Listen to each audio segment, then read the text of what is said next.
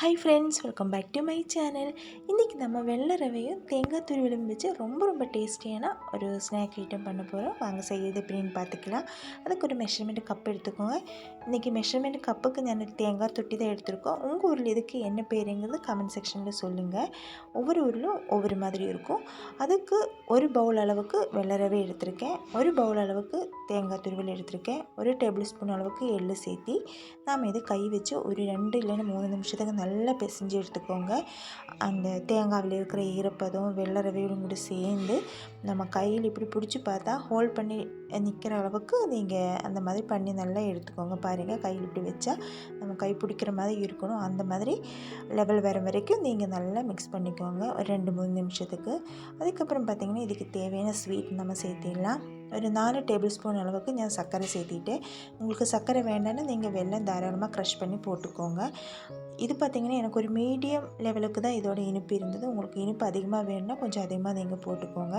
இப்போ இது எல்லாம் நல்லா ஒரு வாட்டி மிக்ஸ் பண்ணி விட்டதுக்கப்புறம் அடுப்பு நீங்கள் ஆன் பண்ணிக்கோங்க. கொஞ்சம் அகலமான ஒரு பாத்திரம் எடுத்துக்கோங்க. இன்றைக்கி பார்த்திங்கன்னா நான் தவா தான் எடுத்திருக்கோம். அதுக்கப்புறம் ஒரு டேபிள் ஸ்பூன் அளவுக்கு நெய் சேர்த்தி நம்மளோட மிக்ஸை அதுக்குள்ளே சேர்த்திடலாம். ஏன்னா கொஞ்சம் அகலமான பாத்திரம்னா ஒரே டைமில் இது டக்குன்னு நமக்கு கொஞ்சம் லைட்டாக ஃப்ரை ஆகி கிடைக்கும். இல்லைன்னா நம்ம அதிக நேரம் எடுக்கணும் கொஞ்சம் ஃப்ரை ஆகிறதுக்கு. அதனால் நீங்கள் கொஞ்சம் அகலமான பாத்திரமாக பார்த்து நீங்கள் எடுத்துக்கோங்க.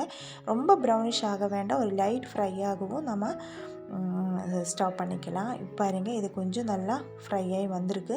இந்த டைமில் நம்ம எந்த பவுல் எடுத்தோமோ அதுக்கு ஒரு பவுல் அளவுக்கு காய்ச்சி ஆறின பால் சேர்த்திருக்கேன். நீங்கள் பால் இல்லைன்னா தேங்காய் பாலும் நீங்கள் தாராளமாக யூஸ் பண்ணலாம். இப்போ இதையும் சேர்த்து நம்ம நல்லா மிக்ஸ் பண்ணிக்கலாம்.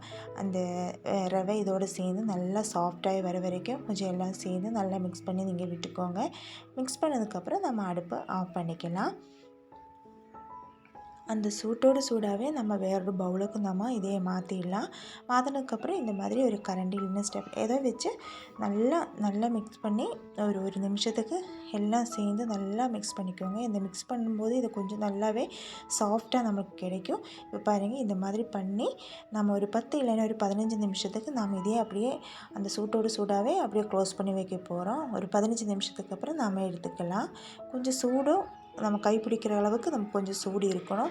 இப்போது இதை ஒரு வாட்டியும் கூட நம்ம நல்லா மிக்ஸ் பண்ணிக்கலாம். நம்ம சப்பாத்திக்கெல்லாம் மாவு எப்படி பேசுவோமோ அந்த மாதிரி நல்லா மிக்ஸ் பண்ணி விட்டதுக்கப்புறம் நம்ம இதையே ரெடி பண்ணிக்கலாம். இப்போ இது நல்லா ரெடி ஆயாச்சு. கையில் வேணால் கொஞ்சம் நெய் இந்த மாதிரி ஏதாவது நீங்கள் தடவி எடுத்துக்கோங்க. அதுக்கப்புறம் இப்போ இதிலிருந்து ஒரு உருண்டை மாதிரி நம்ம எடுத்துக்கலாம்.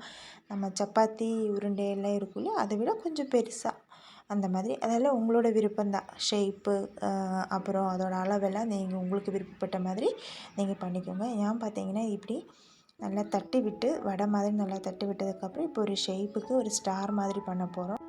நாம் எப்போவுமே எந்த ஃபுட்டு ப்ரிப்பேர் பண்ணுற மாதிரி இருந்தாலும் நம்ம அதில் ப்ரெசன்டேஷனில் கொஞ்சம் அழகாக வச்சுட்டோம்னா சாப்பிடாதவங்க கூட அதை எடுத்து சாப்பிட்ணும் அவங்களுக்கு கொஞ்சம் தோணும்.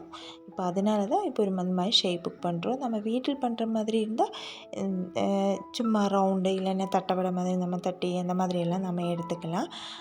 இப்போ உங்களுக்கு எப்படி ஷேப்பு விருப்பமோ அதுக்கு தகுந்த மாதிரி நீங்கள் பார்த்துக்கோங்க. இப்போ மற்றபடி எல்லாத்தையுமே நம்ம இந்த மாதிரி பண்ணி எடுத்துக்கலாம். பாருங்கள், நம்மளது இப்போ நம்ம ஸ்டார் எல்லாம் ரெடி ஆயாச்சு. இப்போ அடுப்பு பற்ற வச்சு நான் ஆயில் கொஞ்சம் ஊற்றியிருக்கேன். ஆயில் நல்லா சூடாகணும். அந்த சூடாகிற டைமில் நம்ம இதையே இதுக்குள்ளே போட்டுடலாம். இது நம்ம போட்டதுக்கப்புறம் அப்போவே இந்த கரண்டி இந்த மாதிரி இதெல்லாம் வச்சு நீங்கள் எதுவுமே தட்ட வேண்டாம்.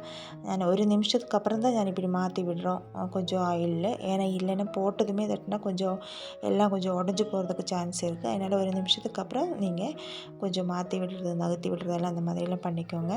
அதுக்கப்புறம் ஒரு சைடு அந்த லைட்டாக கோல்டன் ப்ரௌன் ஆகவும் நம்ம திருப்பி போட்டு ஃப்ரை பண்ணி எடுத்துடலாம். பாருங்கள், இப்படி தான் நமக்கு வேணும். இப்போ மற்றபடி எல்லாத்தையுமே இதே மாதிரி நம்ம ஃப்ரை பண்ணி எடுத்துகிட்டு வர போகிறோம். என்னோடய சேனல் நீங்கள் ஃபஸ்ட் டைம் தான் விசிட் பண்ணுறீங்கன்னா கொஞ்சம் நல்ல ஹெல்த்தி க்ரியேட்டிவான வீடியோஸ் எல்லாம் இருக்குது. அதெல்லாம் விசிட் பண்ணி பாருங்கள். சேனல் பிடிச்சா சப்போர்ட் பண்ணுங்கள். இந்த வீடியோஸ் பார்த்தீங்கன்னா கொஞ்சம் டிஃப்ரெண்ட்டாக இருக்குது, நல்லாயிருக்கு, சிம்பிளாக இருக்குது அப்படின்னு நீங்கள் நினச்சிங்கன்னா உங்கள் ஃப்ரெண்ட்ஸு ரிலேட்டிவ்ஸ்க்கெல்லாம் ஷேர் பண்ணுங்கள். அது இல்லாமல் மறக்காமல் ஒரு லைக் பண்ணிவிட்டு போங்க. இது பார்க்குறது மட்டும் இல்லாமல் நீங்கள் செஞ்சும் கூட பாருங்கள். ஏன்னா நம்ம வீட்டிலே இருக்கிற கம்மியான பொருள் வச்சு நம்ம செஞ்சுருக்கோம். இப்போது நம்ம இதெல்லாம் ஃப்ரை பண்ணி எடுத்தாச்சு. நம்ம இதை சர்வ் பண்ணிக்கலாம். இப்போ ஒரு ஈவினிங் டைம் குழந்தைகள்லாம் வருதுன்னா ஸ்நாக்ஸ் இல்லைன்னா நம்ம இதை டக்குன்னு நம்ம செஞ்சு எடுத்துடலாம். நம்ம இது பேக்கரியில் எப்படி வாங்குகிறோமோ அதே மாதிரி நமக்கு இருக்கும். இப்போ பாருங்கள், இதிலேருந்து நாம் ஒன்று எடுத்து உங்களுக்கு எவ்வளோ கிறிஸ்பியாக இருக்குது அப்படின்னு காமிக்கிறேன்.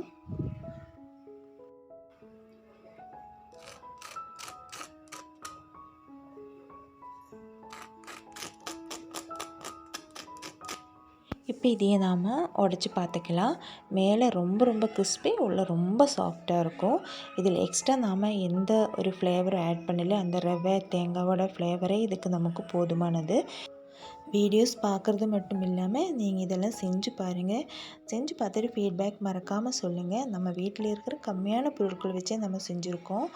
நாளைக்கு இன்னொரு ரெசிபி மாயிட்டு வரேன். டாட்டா, பாய்.